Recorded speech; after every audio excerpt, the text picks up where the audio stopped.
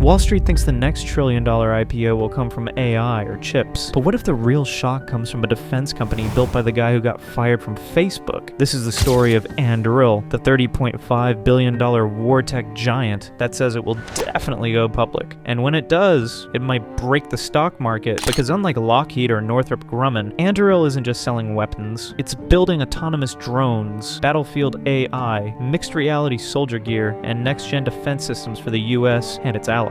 And their founder, Palmer Luckey, he's turning Silicon Valley into a weapons factory. And investors are piling in, like this is the next Palantir. Anduril was founded in 2017 by Palmer Luckey, the kid who built Oculus at 21 and sold it to Facebook and then got pushed out. He didn't go quiet. He built the most dangerous startup in America. Anduril's valuation exploded from $1 billion to $30.5 billion in under 7 years. It's not a drone company. It's not a hardware company. It's a military operating system, Lattice OS, that powers drones, submarines, AR headsets, autonomous defense systems. Anduril scooped up deals governments normally give to 60-year-old defense giants. Anduril isn't just another contractor. It's becoming the default choice for next-gen military tech. Anduril just took over Microsoft's entire $22 billion AR headset program with the US Army. Then, plot twist. Luckey teamed up with Mark Zuckerberg again after nearly a decade of beef. Together they're building Eagle Eye, battlefield AR helmets, visors, and glasses, powered by Anduril's Lattice OS. Meta provides the optics.